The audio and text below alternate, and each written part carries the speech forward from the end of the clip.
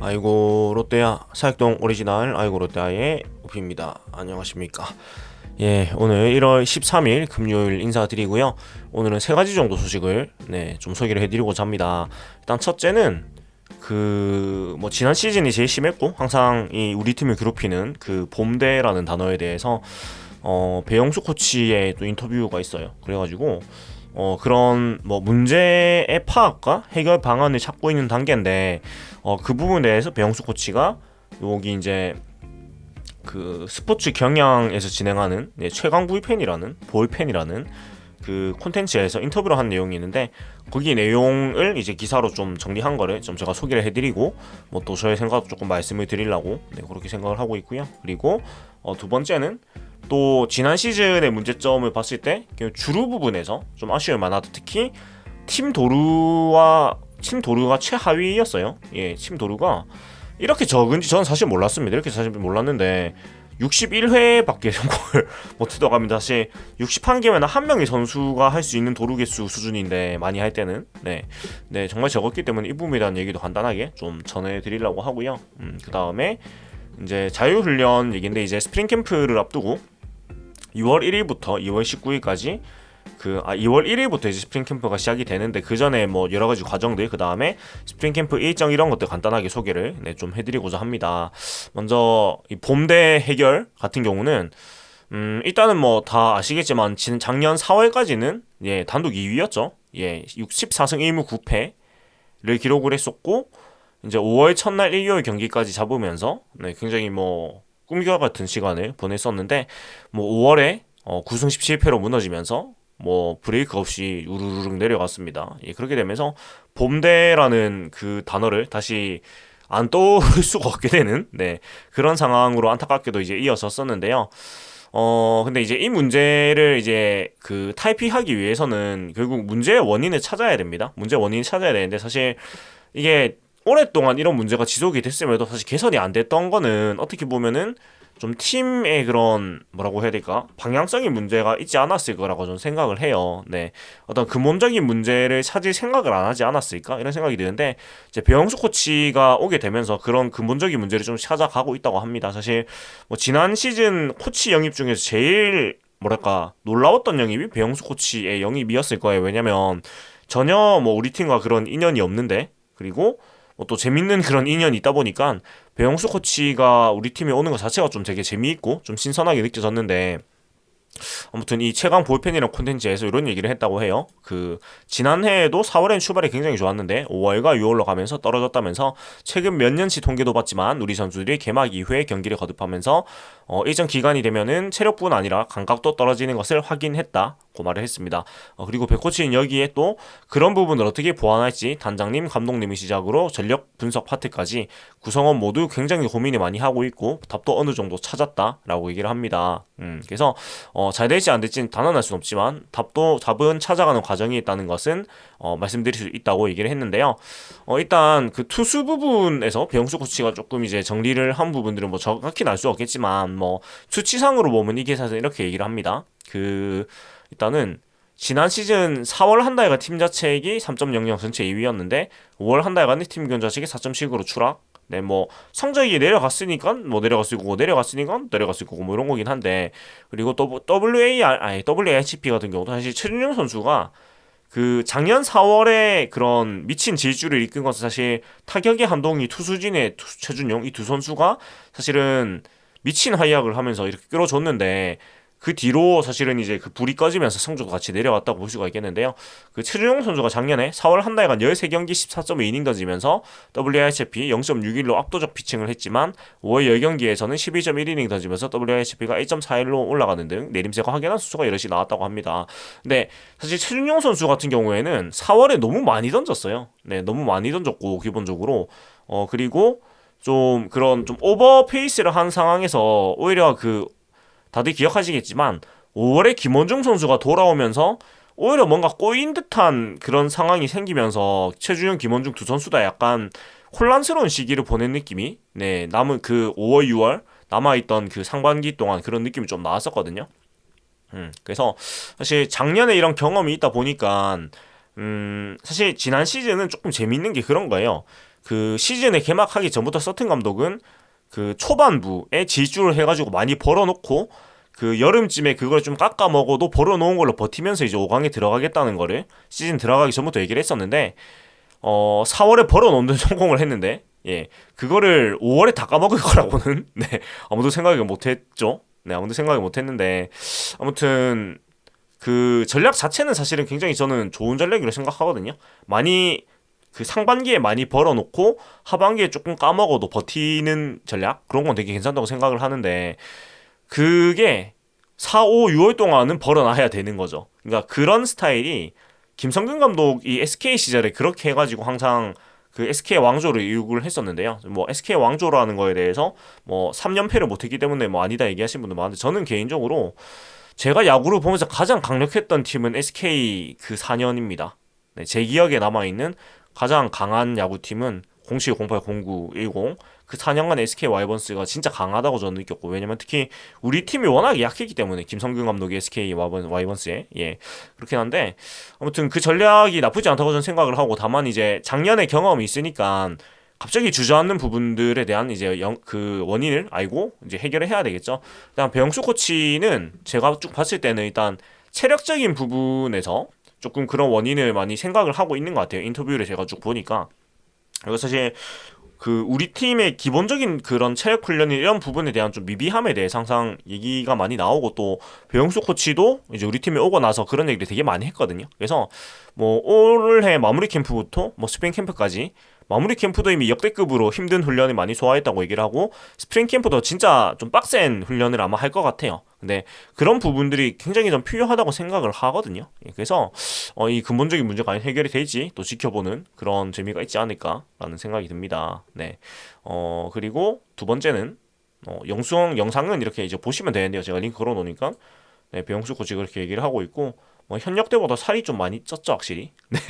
근데 뭐 인상 자체는 변함없이 그런 것 같습니다. 네. 그리고 두 번째는 이제 주루 얘기인데 일단은 지난해 뛰는 야구 한 베이스 더 가는 야구를 천명을 했었는데 뚜껑을 열어놓고 보니까 그게 사실은 제대로 되지 못했단 말이에요. 그 지난해에도 사직구장을 넓히고 높이면서 뛰는 야구를 얘기했었는데 그게 잘 안 됐어요. 일단 서튼 감독은 공격에서는 상대 투수와 수비를 압박하는 것이 중요하다. 적극적 주루를 팀 컬러 형성의 중요한 요소 중 하나로 보는 이유다라고 얘기를 했었는데 일단 그 소위 상담장을 만들면서 홈런 맞이는 조금 이제 나아졌어요. 36홈런 40피홈런으로 그 성담장이 생기기 전보다 이제 마진을 많이 이제 마이너스 폭을 많이 줄였는데 하지만 역시나 넘어갈 타구가 안 넘어간 것도 많았고 특히 한동희 선수가 좀 손해를 본 게 저는 몇 개 보였어요. 한 5-6개 정도 손해를 봤던 걸로 저는 좀 기억이 나는 게 그러니까 한동희 선수 특유의 그 밀어서 그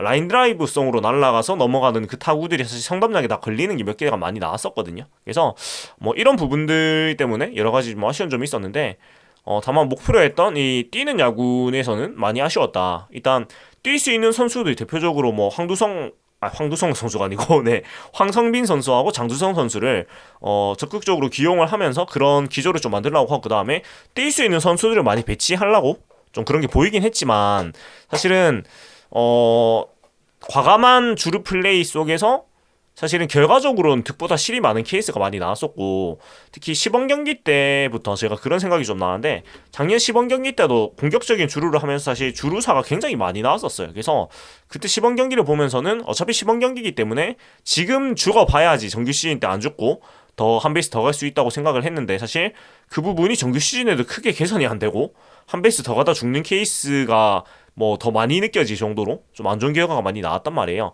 그래서 지표를 이제 모아놓고 보니까 지난해 추가 진로한 횟수가 444회로 10개 구단 중에 가장 작았는데 비율로 따지면은 37.4%로 삼성 라이온즈 36.1%에 근소하게 앞선 9위였다고 합니다. 그리고 황성빈의 추가 진로율 57.7%가 리그 최정 상급 주류 능력을 갖춘 박혜민 선수 57.4%를 웃더라도 혼자 힘으로는 역부족이었다.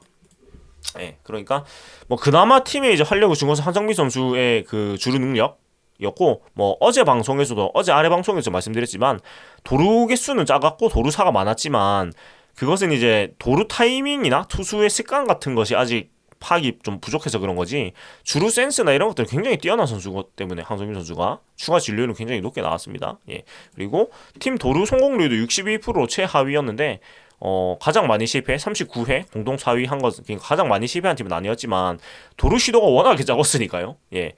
이거 도루 시도가 이게 딱 100번이네요. 네, 61 성공 39 실패니까 도루를 딱 100번 시도했어요. 시즌 내내. 그러니까 한 경기에 한 번도 시도를 안 했다는 뜻이고 한 경기에 한 번도 아니죠. 한 경기에 뭐 0.7개 정도 되겠습니다. 그래서 뛰는 야구를 지향을 했는데 결과적으로는 별로 못 뛴 셈이 됐고 그렇다 보니까 지난해 사실 아쉬움이 있었는데 또 뭐 한성민 선수도 장수현 선수도 빠른 선수들 또 그런 부분에서 더 뭐라고 해야 될까요? 그 학습이 많이 됐을 것이고 또 이리어 선수가 은퇴하게 되면서 뭐 누가 들어와도 이리어 선수도 보다는 빠를 수밖에 없잖아요. 네, 그렇기 때문에 아마 좀 뛰는 야구를 좀 더 볼 수 있지 않을까라는 기대를 하고 뛰는 야구가 재미가 있기 때문에 저는 개인적으로 도루와 이 뛰는 야구 도루의 가치가 사실 너무 평가 절하당한다고 좀 느끼는 편이거든요. 왜냐면 물론 이제 그 세이버상에서 그러니까 득점 기여적인 측면에서 사실 그런 홈런에 비해서 마진이 떨어지는 건 사실 맞긴 합니다만은 그냥 저는 약간 그래요. 그냥 순수한 팬 입장에서 경기의 재미적인 요소에서 도루나 주루 플레이만큼 역동적이고 그런 에너제틱한 부분은 야구에서 없단 말이에요. 야구는 기본적으로 정적인 운동이잖아요. 턴제 스포츠고 근데 유일하게 정적이지 않고 많이 동적으로 움직여야 되고 그리고 그 정지되어 있는 상태를 깨는 플레이는 도루밖에 없거든요.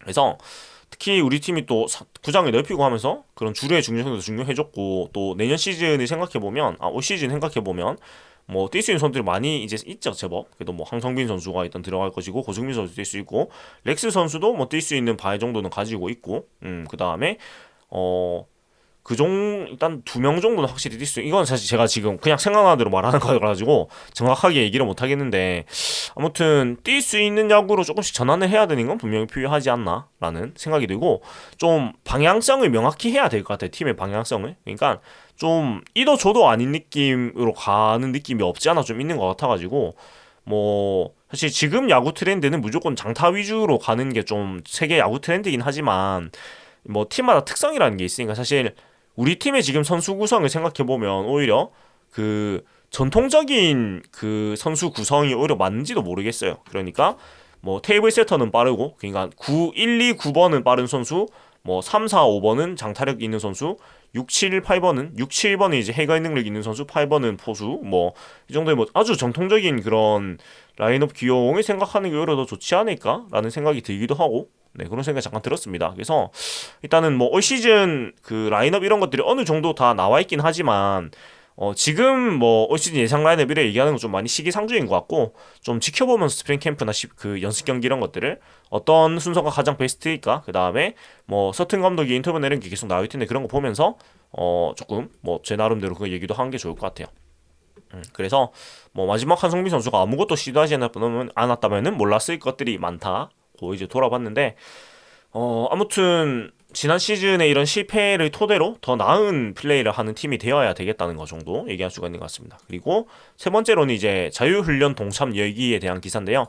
일단 드디어 이제 코로나19가 엔데믹으로 가면서 그 스프링 캠프를 괌에서 진행을 합니다. 그래서 2월 1일부터 19일까지 괌에서 이제 스프링 캠프를 치르고 20일에 일본 오키나와 본섬에서 1시간 떨어진 이시가키 섬, 네, 이시가키 섬, 여기가 어딜까요? 한번 찾아보겠습니다. 이시가키. 일단은 오키나와도 굉장히 이제 멀리 있는 곳이죠. 멀리 있는 곳인데, 이시가키 섬이 어디 있을까? 네, 지도가 없네요. 이시가키 섬. 지도를 보고 싶은데, 여기 있는 것 같습니다. 네, 굉장히 작은 섬이네요. 네, 굉장히 작은 섬인 것 같고, 이게 지도가 시원하게 안 나오네요. 네, 지도를 좀 찾아서, 네, 볼 텐데, 예. 아이고, 잘 모르겠습니다. 제가 네, 외국은 잘 모르기 때문에, 예. 아무튼 그 멀리 있는 작은 섬이라고 우리가 생각하면 될 것 같습니다. 여기 있군요. 이게 대만에 더 가깝군요. 예. 뭐 지금 지도를 제가 약간 다른 블로그에서 좀 보여드릴 텐데, 네. 보면은 뭐 저는 사실 오키나와 한번 가보고 싶긴 해요. 개인적으로는 역사적인 것도 좀 그런 공감되는 부분일 것 같은데, 예. 보시면은 대만에 더 가까운 섬이네요. 네, 이시가키 섬은 이쯤에 있다고 합니다.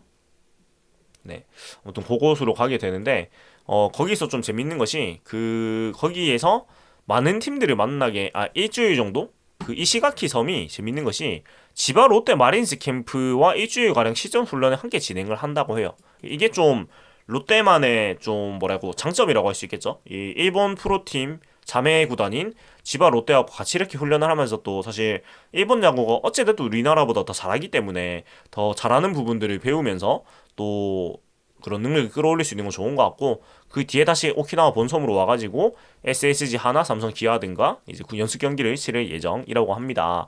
그래서 40일 정도 열리는 아주 긴 해외 캠프가 되겠고, 또 3년 만에 해외 캠프가 열리기 때문에 선수들 기대가 크고 한 상황인데, 뭐 지난 2년 동안 사직에서 하면서 사직과 상동에서 하면서 물론 뭐 부산은 워낙에 따뜻해서 네 크게 막 그런 어려움이 없긴 했겠지만 딱 상대적으로, 네 그래도 이제 막 엄청 따뜻한 에서 돼서 하는 것보다 뭐 훈련의 효율성이 떨어지고 또 부상의 그런 위험이 없는 건 아니기 때문에 어찌됐건 이제 정상화된 훈련을 좀 할 수 있게 된 것 같고, 그 다음에 좀 재밌는 것이 또 괌을 옛날에는 되게 많이 했다고 해요, 타구단에서도. 근데 그 롯데가 괌에 있는 캠프를 장기적으로 활용하기 위해서 그 과거에 기아가 이용했던 파세오 구장을 대대적으로 개보수해가지고 캠프 훈련장으로 쓴다고 해요. 그래서 이런 측면에서 아마 그 괌과 이 오키나와 이 코스를 앞으로도 많이 활용하지 않을까라는 생각이 들어요. 일단 저 지바 롯데와의 그런 같이 하는 부분도 굉장한 메리트이기 때문에 사실 타구단은 못 하는 거잖아요. 네, 그래서 그런 건 되게 메리트라고 생각을 하고 2월 1일부터 이제 공식적인 캠프가 시작이 되는데, 네, 뭐 그때까지 안 기다리고 선수들은 뭐 일부 선수들은 따뜻한 괌으로 먼저 이동해서 몸 상태를 끌어올릴 예정이고, 정훈 한동희 선수는 개인적으로 해외 훈련을 정훈 한동희 등 개인적으로 해외 훈련을 진행하고 있는 선수들이 있지만, 다른 선수들 역시 스프링 캠프가 시작되는 2월 1일보다 먼저 훈련 시기를 돌린다라고 나와 있어요. 그래서 일단 뭐 그 스프링 캠프 계획은 이렇습니다. 해외 개인이 진행하고 있는 선수들을 제외하고는 1월 18일에 체력 테스트를 진행을 하고요. 그 다음에 19일, 20일에 나눠가지고 선발대가 출발을 한다고 합니다. 그래서 투수조는 이때 대부분 이제 이동을 해가지고 몸을 먼저 끌어올린다고 하고, 야수조가 조금 늦게 가는데 19, 20일에 야수조가 이때쯤에 좀 가고, 그 다음에 그 뒤에 또 그 후발대가 또 따라가는 그런 일정으로 네, 진행을 한다고 합니다. 네. 그리고 그 1월은 비활동 기간이죠. 그래가지고 구단 코칭 스태프의 훈련 지도를 받을 수는 없지만, 선수들이 미리 이제 가가지고 자율훈련 한다고 하면은 그 먼저 뭐 캠프를 활용할 수 있도록 좀 준비를 해놓고 한다고 해요. 그래서 뭐 지금도 열심히 미리 훈련하는 선수들이 많이 있다고 하고, 그렇다 보니까 뭐 올 시즌 또 열심히 훈련하는 모습, 또 스프링 캠프에서 나오는 다양한 콘텐츠들 보면서 얘기를 할 수 있는 게 있지 않을까라는 생각이 듭니다. 그래서 오늘은 요 정도로 얘기를 드리고요. 오늘은 사실 소식이 막 제가 얘기를 많이 할 만한 내용들은 아니라서 그냥 뭐 소식 전달 정도로 인사를 드리고 네, 넘어가야 될 것 같습니다. 아무튼 오랜만에 또 비가 왔는데 굉장히 단비가 왔습니다. 그래서 참 다행인 것 같고, 비가 좀 더 와야 되는데 아무튼 이 가뭄이 너무 가물어가지고 좀 해소가 되기를 바라고, 저는 또 다양한 야구 소식 가지고 돌아오도록 하겠습니다. 지금까지 사익동 오리지널 알고 롯데 오피였고요. 재밌게 들으셨다면 구독과 좋아요 부탁드립니다. 하나 된 힘 롯데 자이언츠.